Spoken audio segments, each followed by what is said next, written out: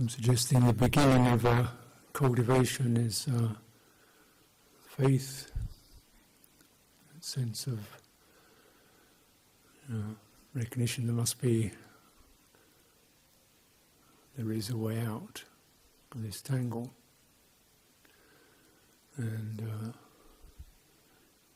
listening, reflecting, hearing teachings, considering the Buddha offers a way, guidelines for us to individually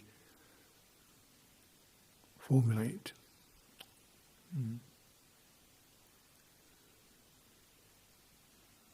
Notice that when in that first sutta, the Dhammacakkappavattana Sutta, where the Buddha expounds the middle way, expounds the Four Noble Truths, he presents that, but the person who has the realization has a very simple realization, not really about the Four Noble Truths exactly, or the middle way exactly, but all that is arising is of the nature to cease, to pass, which is not really a logical conclusion one would derive from the previous teaching.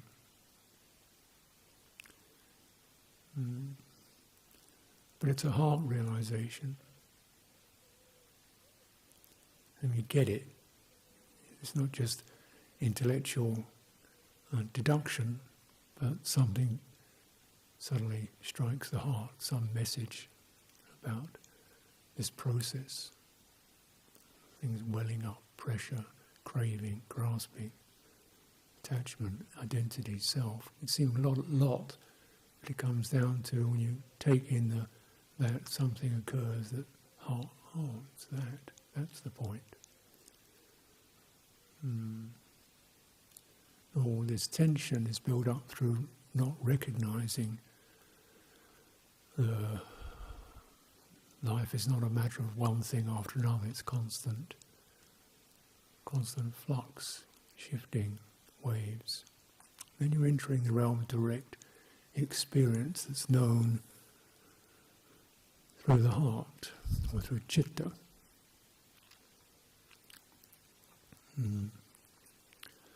Which is different from the way we construct things with our thinking minds, or manas, manovinyana, mind consciousness, that which is able to construct time, space, identity, notions, symbols, concepts.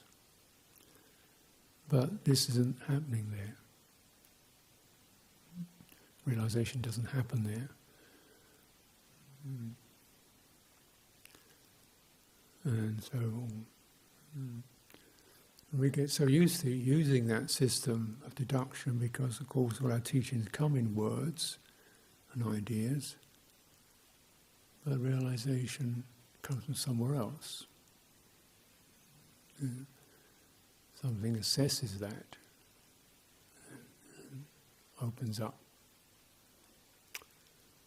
from its clinging, its grasp positions. Realization, it arrives. You don't formulate it, it arrives.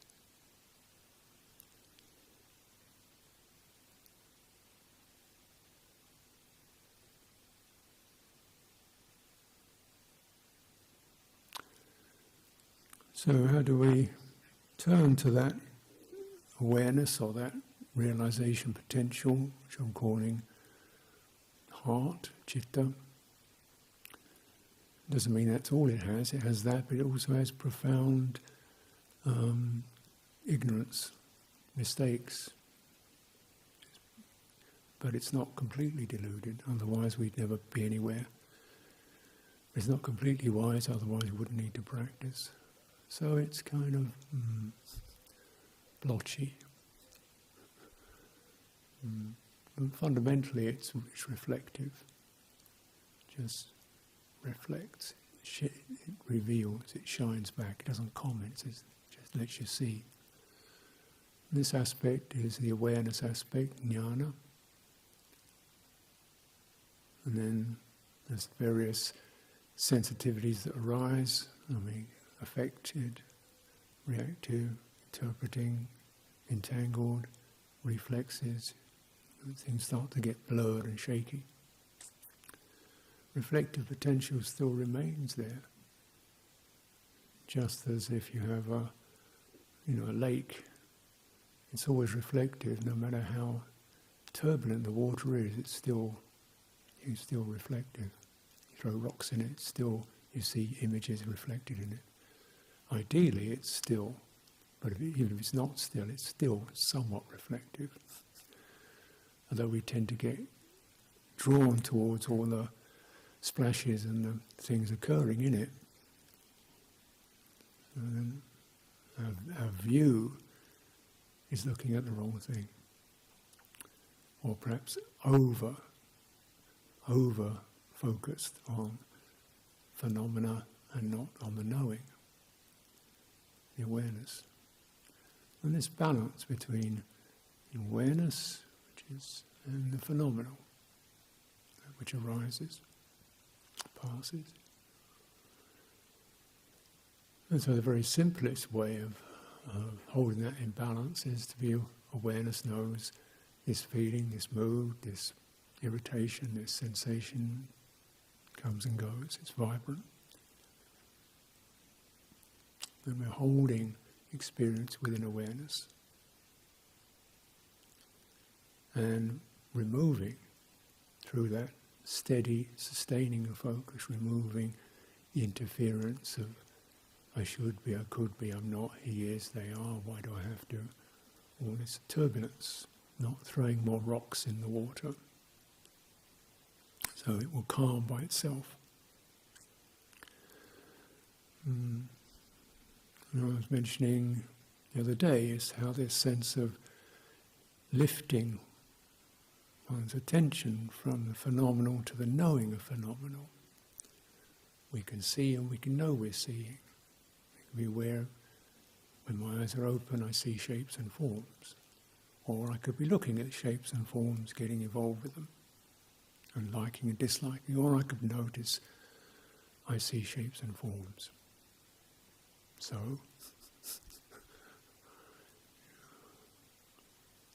there's that. Doesn't deny the existence, it just takes the edge off of phenomenal experience, which can be extremely poignant and arousing, attention-grabbing. One feels grabbed by it. And there's a lot of that around, isn't there? It's that lifting. And I use the image of a certain revealing of a pattern comes through that. I use the image of the fort on the Hammer Wood, which if you walked around there, you probably wouldn't notice it, because it's just a series of furrows, deep furrows, ditches, and in the ground. You wouldn't notice just some kind of ding, and then a slight mound. And so people didn't notice that for thousands of years. It was probably done about 500 BC.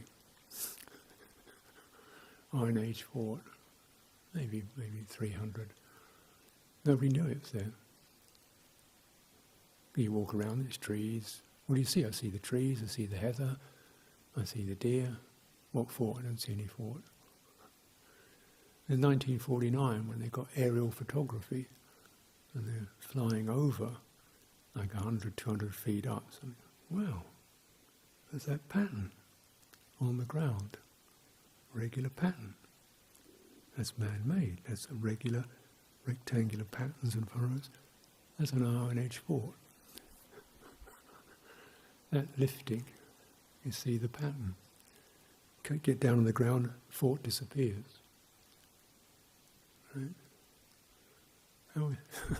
And yet we would always tend to follow the sense in which we know something by, and be very much driven into things, to scrutinise the details. That's That's generally the mode we use for symbols and concepts. The visual organ, which is very good at pinpointing, pointing down. You know, if you look in your visual focus, you'll see clearly about less than 5%. The rest of it's just a blur, and it sees one detail. That's the visual focus. And the thinking mind likes to do that too. Pick up, detail and get engrossed in it, reading something. Engrossed in that. That's that organ. But I would suggest that in a time when there's no writing, or very little writing, no symbols, no concepts, speech heard in presence, animate life, everything is animate. Not just you, your body, the animals, even the trees, the spirits, devas, everything is alive and vibrant. You sense it. You sense it. You don't go up close, you sense it, because there's nothing but that. And you sense it primarily through your body or your skin.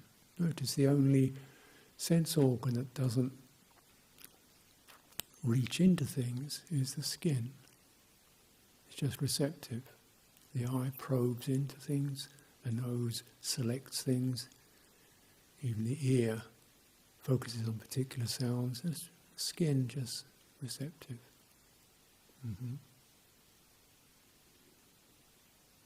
Extremely sensitive.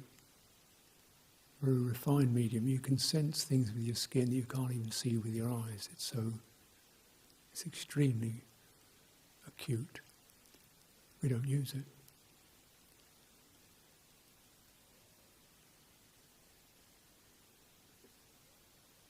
What is it's receptive, isn't it? Now, I'm not saying that we, can use our skin to deal with mental phenomena, but just substituting the whole idea of witnessing, scrutinizing from that visual mental construction to something more tactile and heartfelt. That kind of mode of awareness. When you linger on something and pick it up. That's the way the skin works. And you put your hand on something, it feels like.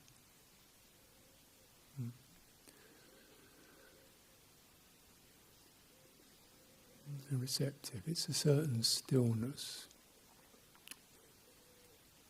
Lingers. Yeah. And that's the function of sati, mindfulness. It sits on something and listens to it. How is this? So it's I think this is just a helpful way for me anyway to get a sense of what the witnessing, mindful awareness, how it operates. Because then there's a certain calm in that. And also a reference not to a set of other ideas, but to this primary quality of jnana.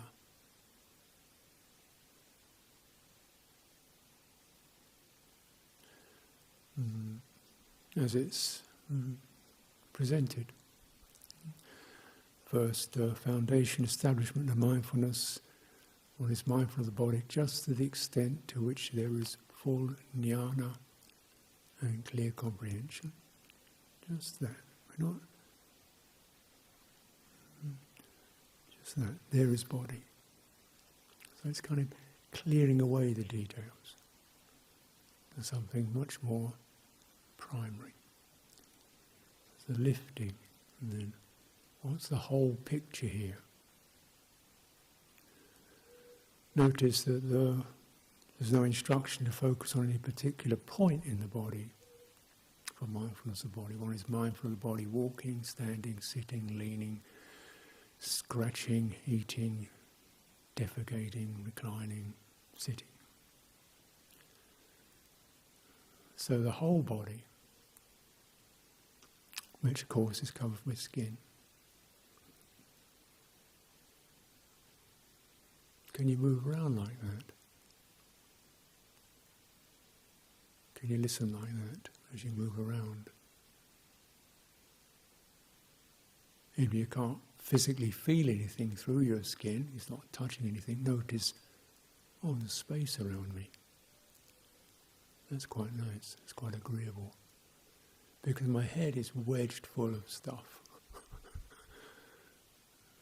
And all kinds of programs and memories. It's just so enjoyable just to feel the experience of openness. Letting the heart tune into that. Oh, that's not boring, that's actually fresh. Whereas for the thinking mind, emptiness is something that's a bit confused. Like, what am I supposed to do? Think about, what's the answer? Fill it up. Whereas for the heart, a sense of space is actually refreshing, easeful. A kind of pleasure that's born of renunciation, of having less stuff. And the space speaks, tells you about freshness, openness, the comfort, the happiness of that, the gentle happiness of that. And it's just so important to recognize that element as an asset. Because, life is so dense.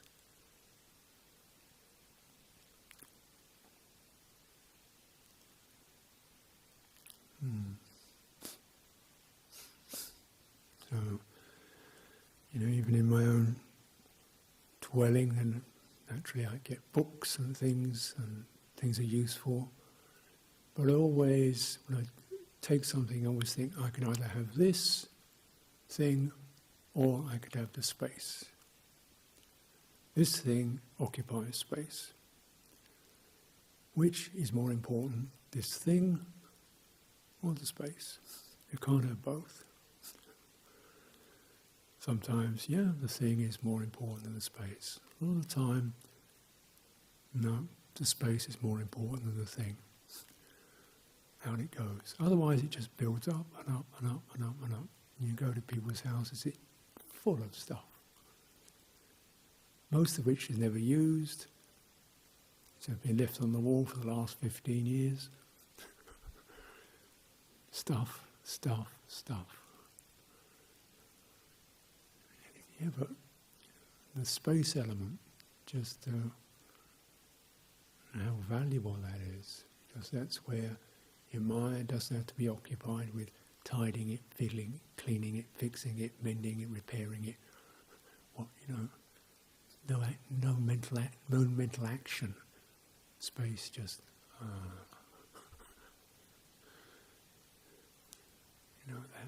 that out-breath, relief. And just as a kind of calming medium.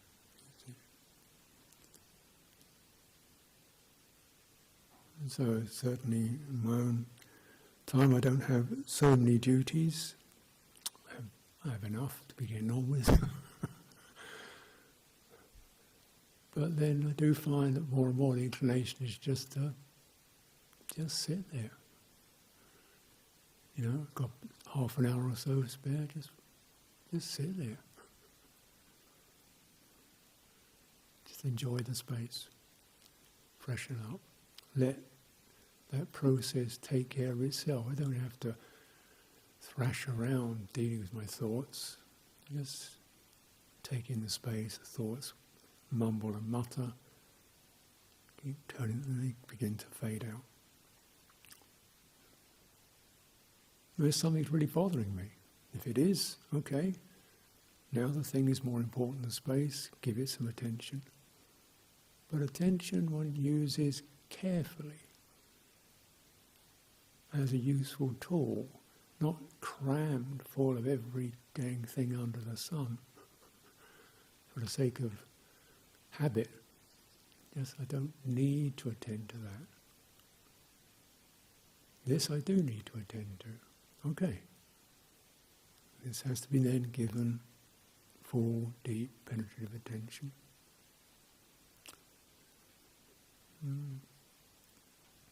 But then based upon that quality of mindfulness that holds things, body, feelings, sensitivities, heart itself with its moods and blotches and spaces and suffusions, and the phenomena that arise, holds them all against the backdrop of just enough to bring this into the light of clear knowing or jnana and full comprehension.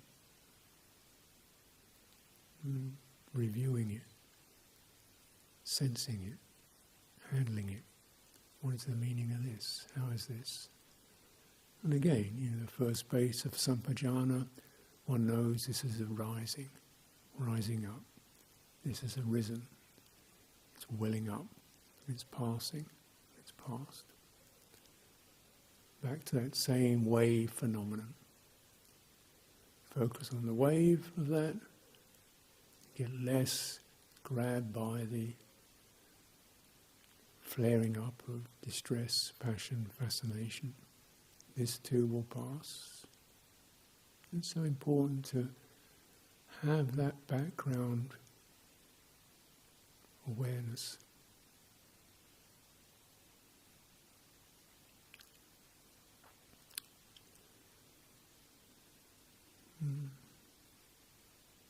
As it said in the sutta, one who cultivates this sign, this quality of anicca, relativity, impermanence, change, there's a revealing of not self. One who cultivates this, lingers in, dwells in this perception, this relativity of impermanence, of shifting, of changing, there's the understanding not self. This understanding of not self, this is liberation here and now. And Gutra, Book of the Nines, Sutta 1, and so forth. You can look it up. Very simple. Boom, boom.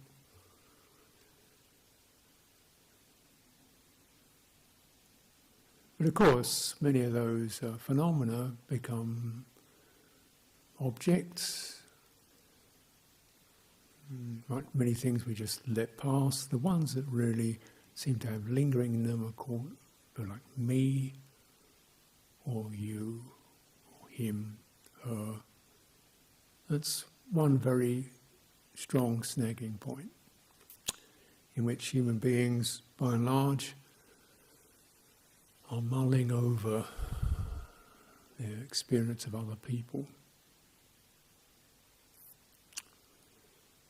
And of course of themselves. Two phenomena arise, self-criticism and criticism of others.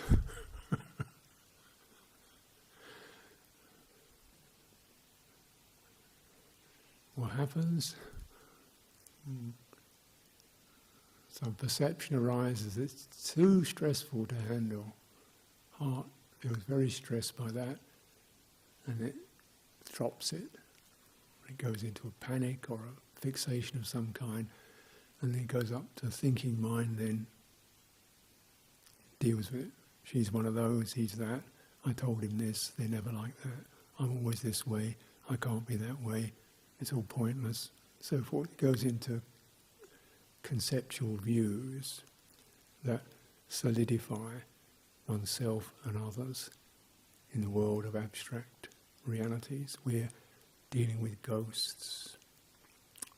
What she was 3 years ago, what he said to me yesterday, what I could be if I wasn't like this. Now I never could be because I always have been. Dealing with, well, concepts, virtual realities. And there the tangle begins. There's no way out of that. In itself, it just tangles. Because it has no capacity to lift and witness. This is stressful. What's the origin of that stress? Ill will, fear, mistrust.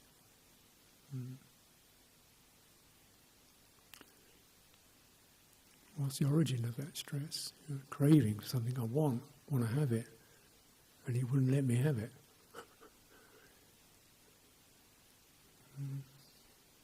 What's the origin of that stress?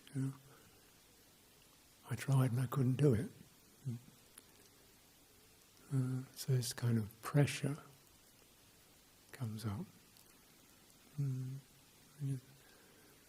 So this view, and then if we get into she's this, he's that, he always was, I can't be this, this is a view that contributes to stress and dukkha. So that lifting, there's factors here. There's uncertainties, there's unpleasant feeling, there's perceptions, there's memories, there's wavering, there's irritation. Yes, that's true.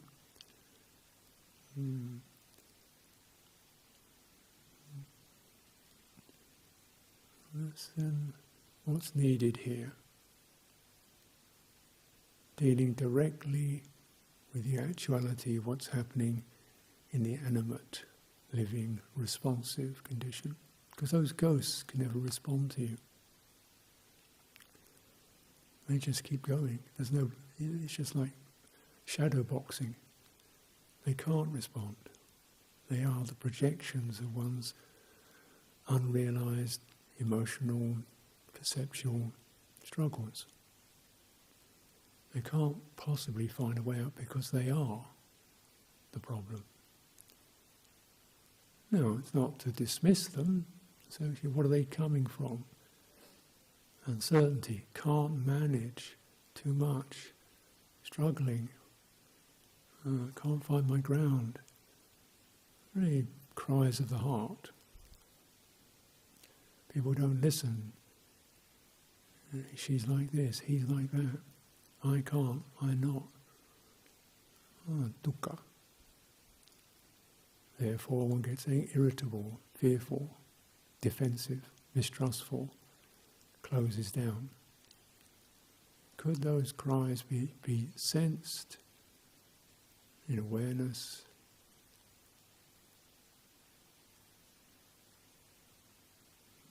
And heart awareness, not just a clinical observation, because the nature of citta is also sympathetic, it resonates, it feels like this. And it just sometimes there's that sense,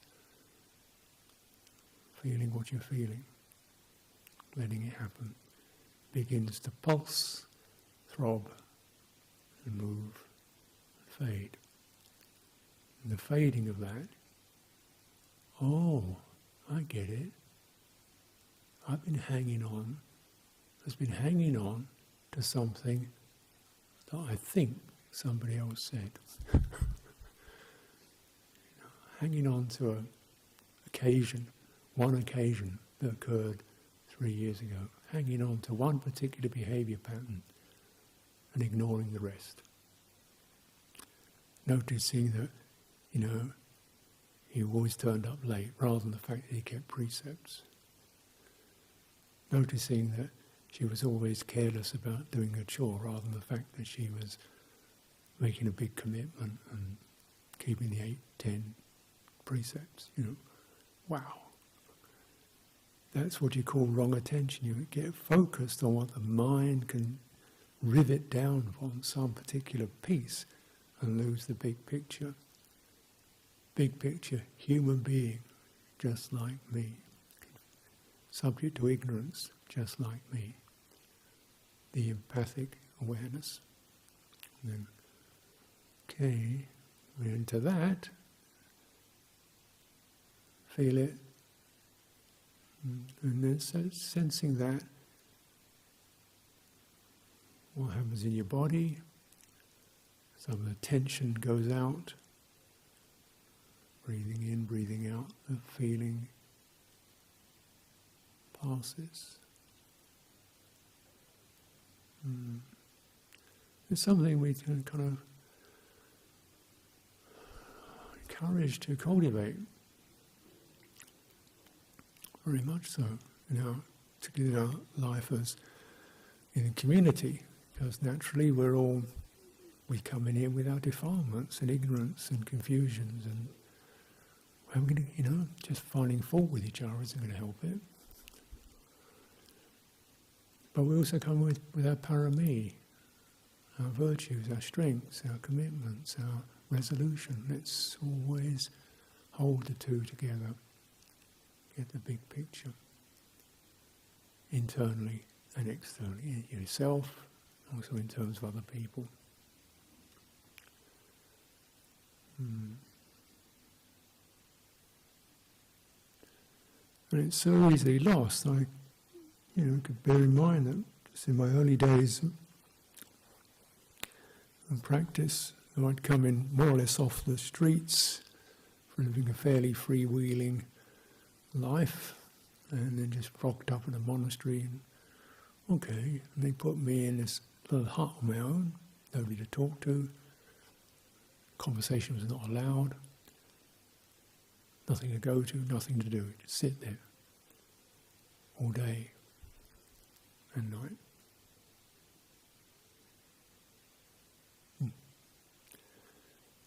Fairly deep end. That went on nearly 3 years.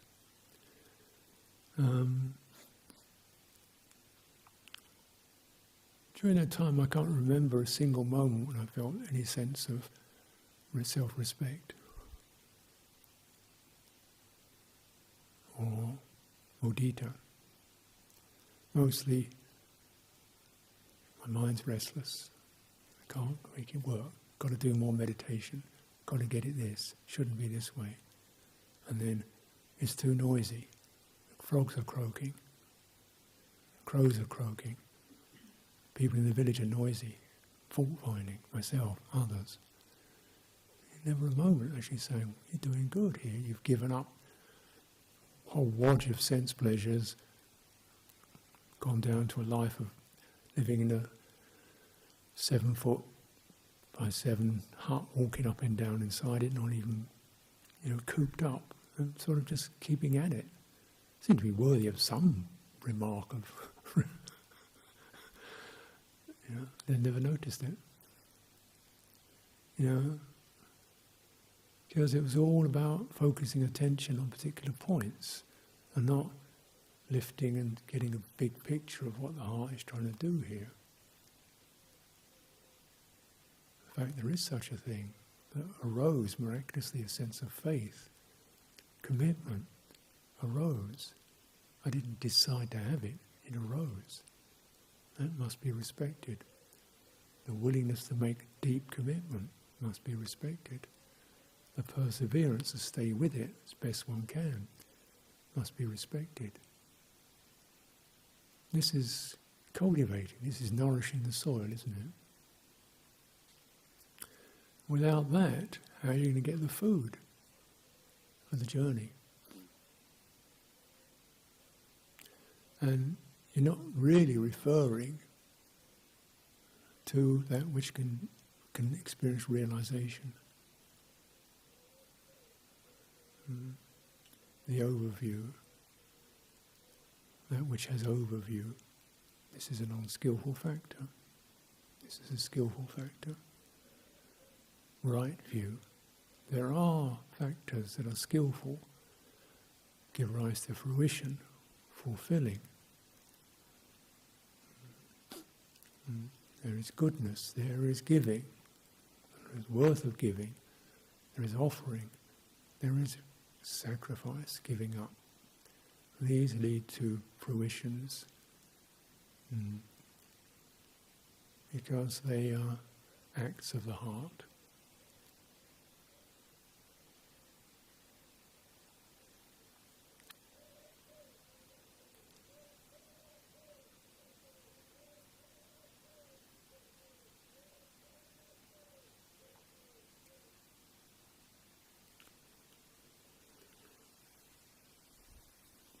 And it's acts of the heart, we cultivate them. It's this time when we particularly pay deep attention to clearing out any residues that may be lingering. Some people naturally, something a bit stressful, they're still feeling affected by their parents or their people they knew 10 years ago, still feeling a bit affected by that, or mind returns to that, feeling fearful or upset or irritated, and then project that around them. We need to clean out residues, the way we perceive each other, that manifest.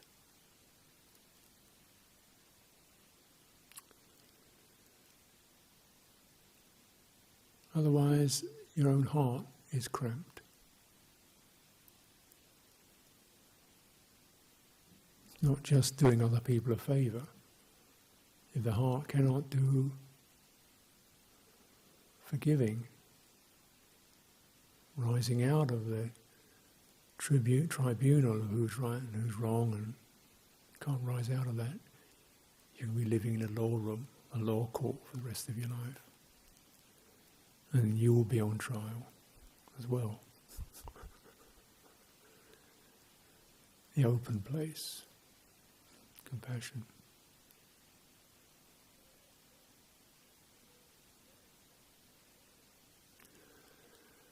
When we had here a few years ago a fellow who turned up frequently, quite devoted, very devoted person, big heart, but had real problems with depression and drink, so the two go together.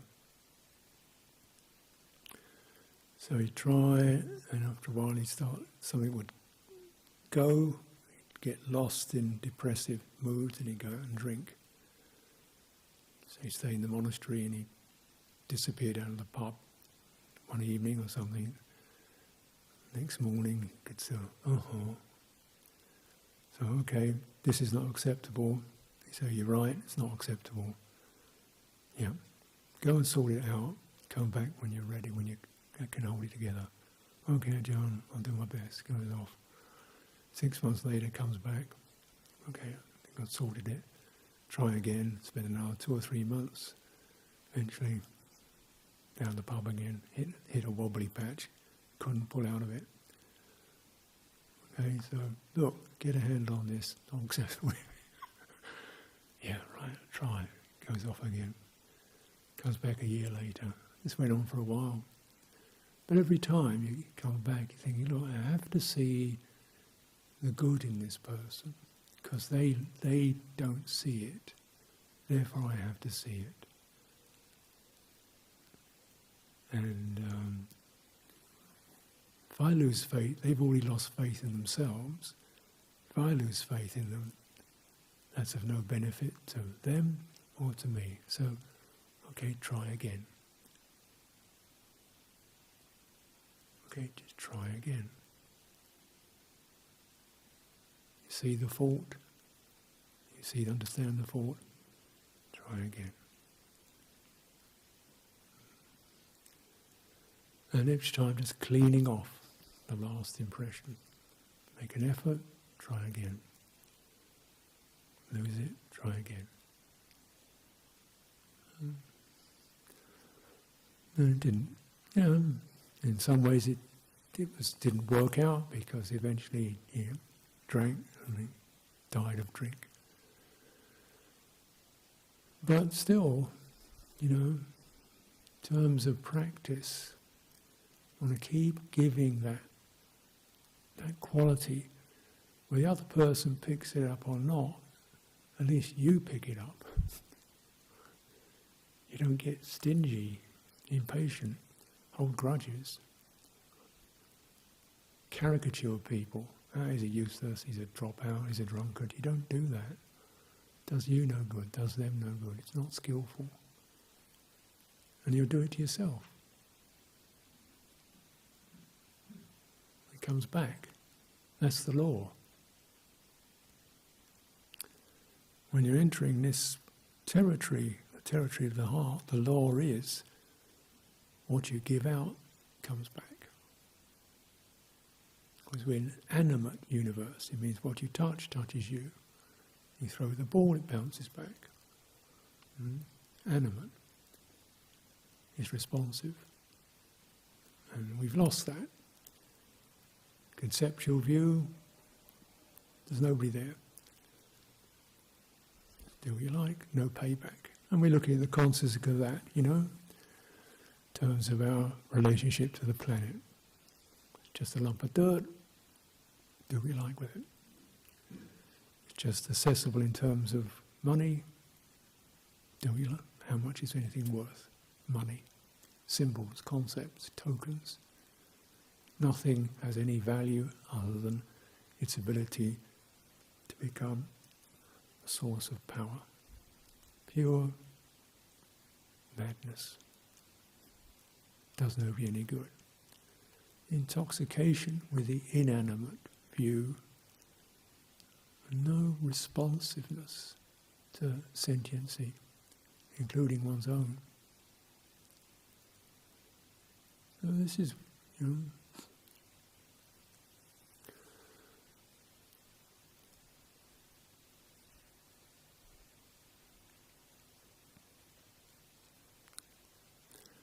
so in terms of our cultivation, then that lifting, that reviewing, and then what is the right intention or right purpose, sammasankappa, purpose built on renunciation. Less is the new more. Less clutter. What you don't need. You don't need this, that you don't need that memory, you don't need that habit. Just keep that sense going. Renunciation. Non-cruelty. No insensitivity. No scorning. No despising. No belittling. Respect. Non-harming. No violation, no abuse, no domination, no using of power. Get that resolve going. Intention comes before attention. Attention can do all kinds of crazy things. Get fascinated with this and that and this and that. Get lost in unskillful attention. Attention, manasikara, comes second. First thing is be attentive, pamada, a pamada, wake up to intention. Be one-pointed on one's intention.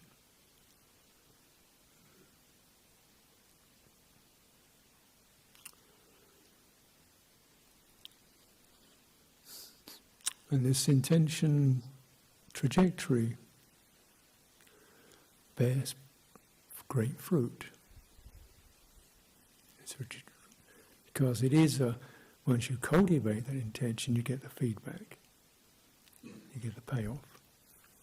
You cultivate generosity, you feel happy. It just comes. You don't have to say, give me happiness, it just bounces back. You cultivate virtue, you feel respect. If you tune into that, you feel sensitive. You care for others. It just happens. That innate sense, and it's not contrived, it's not out of social obligation, it's not a matter of rules and laws, it's an innate sense.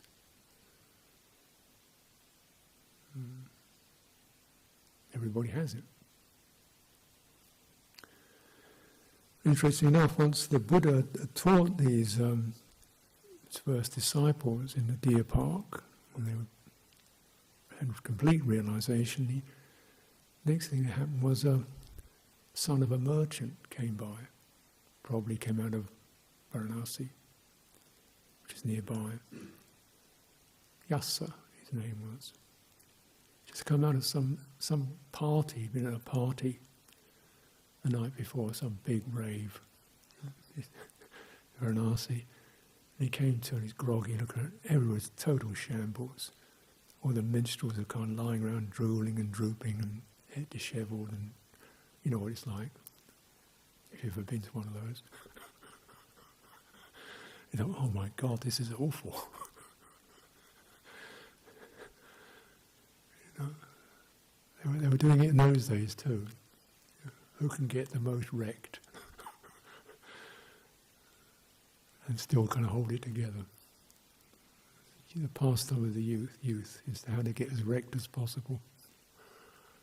So he thought, oh my goodness, this is awful. So he runs off sees the Buddha in the deer park, and says, this is awful. It just explains this terrible thing. And the Buddha says, yeah, well, you know. And he gives him this teaching. The first teaching says, cultivate generosity. Because it's not, you don't have to be an arahant. You know, it's not that mystically profound. It's a sense, what does he mean? We go to the heart. What is the heart like doing? That sense of how do we meet other people, really meet people. You say, you offer, don't you? Offer a gesture, offer a shake, and give them something little. Hello, we've connected through that. Very fundamental human quality. People do it all the time. And it's just agreeable. A bond of warmth is established. And you feel good. And to cultivate, getting this sense, once you've tapped into that, and the happiness of that, then what comes next is, you know, morality. Because now you don't want harm to come to them. A sense of mutual receptivity. You don't lie to them. And develop that heart quality. You don't want to deceive them or degrade them or abuse them, dominate them. Then it says, recognize how this fundamental thing that most people will have, at least for their children or their dear ones, where does it go wrong? It says, see the danger, danger of sensuality, ability to grab hold of things and own things. See the danger of it, see how it clutters your life up. See how it becomes obsessive. See how it becomes jealous, inquisitive, hungry, wanting more, absorbing, consuming, like a fire running across the planet, eating, never satisfied, eating your life. Taking, so there's inequality, poverty. See the danger. Having seen the danger, cultivate renunciation. When you've done that, you're ready to penetrate the Four Noble Truths.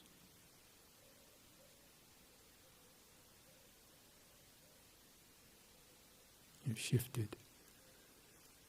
You've understood how to lift from the sense world into the world of the heart.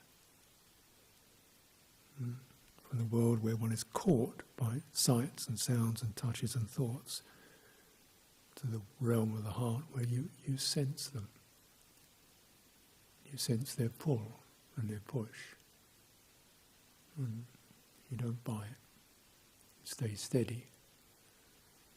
You say the tendency to fight and quarrel, you stay steady. You cultivate the heart.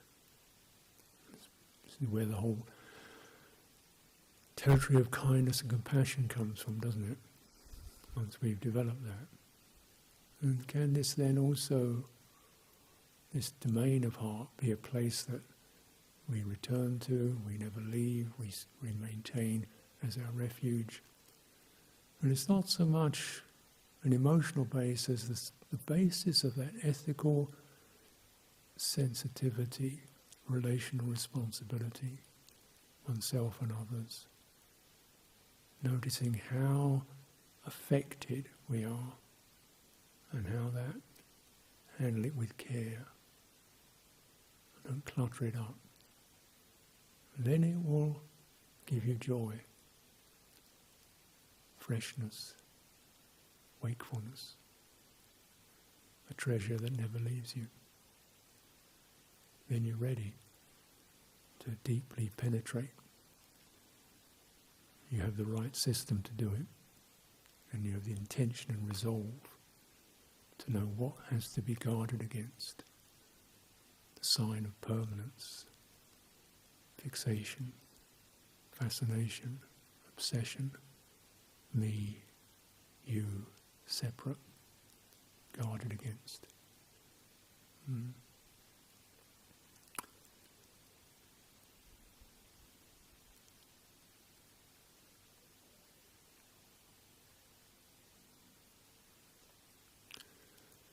And this space easily settles into this body with its breathing, settling in, putting aside the distractions, settling in, letting things deepen and steady.